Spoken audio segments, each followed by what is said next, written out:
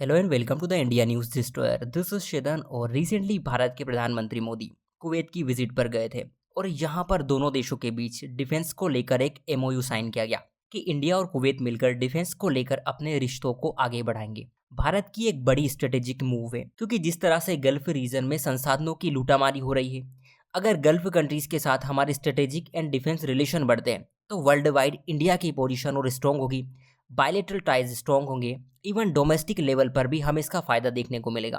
Prime minister की ये visit special क्यों थी? इस विजिट का एजेंडा क्या था? फिलहाल इंडिया कुवैत के रिलेशन कैसे हैं? ये जो स्ट्रेटेजिक मूव इंडिया और कुवैत ने ली है, इसके क्या मायने हैं? बहुत कुछ डिस्कस करेंगे। ऑलराइट, सबसे पहले मैप देखते हैं। ये है इंडिया, और अगर अपन मिडिल ईस्ट साइड चलेंगे तो हमें ये कुवैत कंट्री देखने को मिल जाएगी। इसकी कैपिटल कुवैत सिटी है, आप कंफ्यूज मत होना इसमें। यहीं पर आपको एक बड़ी वाटर बॉडी पर्सियन गल्फ देखने को मिल जाएगी, जिसकी स्ट्रेटेजिक इंपॉर्टेंस बहुत ज़्यादा है। क्यों ज़्यादा है? इसलिए ज़्यादा है क्योंकि ये गल्फ दुनिया के लिए एनर्जी हब के रूप में काम करती है।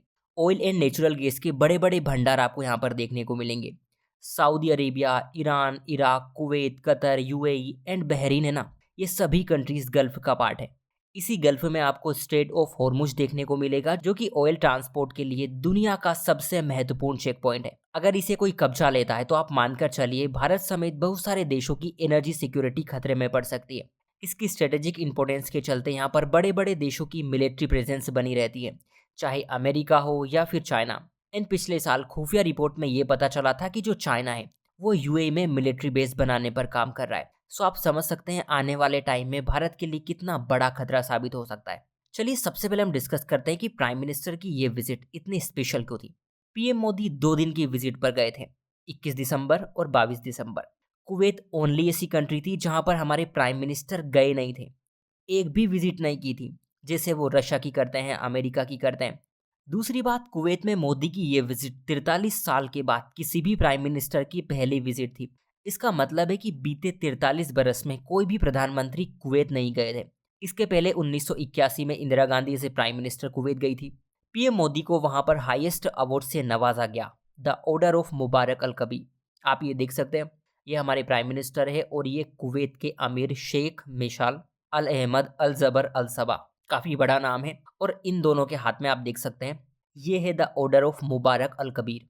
इंटरेस्टिंग फैक्ट ये है कि इसको मिलाकर हमारे पास अब 20 इस तरह के इंटरनेशनल अवार्ड हो चुके हैं, यानी प्राइम मिनिस्टर को अलग अलग कंट्री से 20 इस तरह के अवार्ड मिल चुके हैं।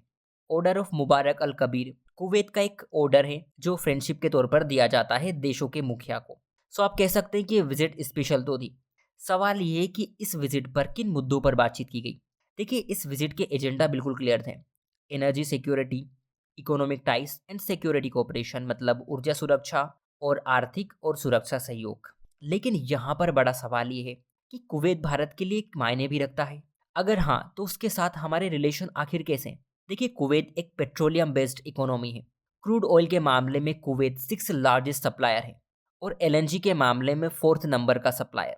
कुवैत के पास दुनिया के ऑयल रिजर्व का 6.5% पार्ट है। भारत एनर्जी के मामले में 3% इंपोर्ट कुवैत से करता है।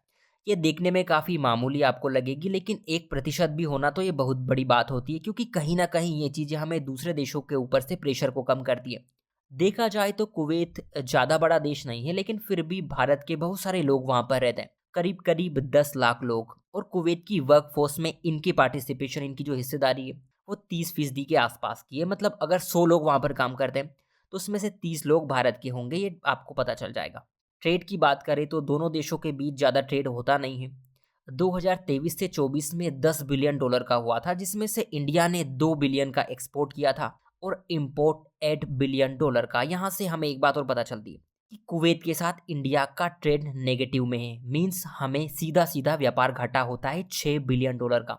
खैर, प्राइम मिनिस्टर की इस विजिट से इंडिया और कुवैत के बीच 4 एग्रीमेंट हुए। Defence MOU, culture and sport को लेकर, सोलार एनर्जी कोऑपरेशन और ट्रेड एंड इन्वेस्टमेंट। इनमें से अगर हम डिफेंस एमओयू की बात करें तो इसकी स्ट्रेटेजिक इंपॉर्टेंस बहुत ज़्यादा है। चाहे डिफेंस इंडस्ट्री हो, डिफेंस के पार्ट्स की सप्लाई हो, डिफेंस एक्सरसाइज हो और रिसर्च एंड डेवलपमेंट, इन सभी में भारत और कुवैत मिलकर साथ काम करेंगे, ये इस एमओयू में कहा गया है। इवन दोनों देशों ने आतंकवाद के मुद्दे पर भी सीरियस डिस्कशन किया, specially cross border terrorism and आतंकी वित्त पोषण पर। मतलब सीमा पार से आतंकवादी गतिविधियों पर कैसे लगाम लगाई जा सकती है, कैसे आतंकवादियों के नेटवर्क को ध्वस्त किया जा सकता है, कैसे उनकी जो मनी सप्लाई है, उनकी जो फाइनेंस सप्लाई है उसको तोड़ी जा सकती है, जो अपने आप में एक बड़ी बात है।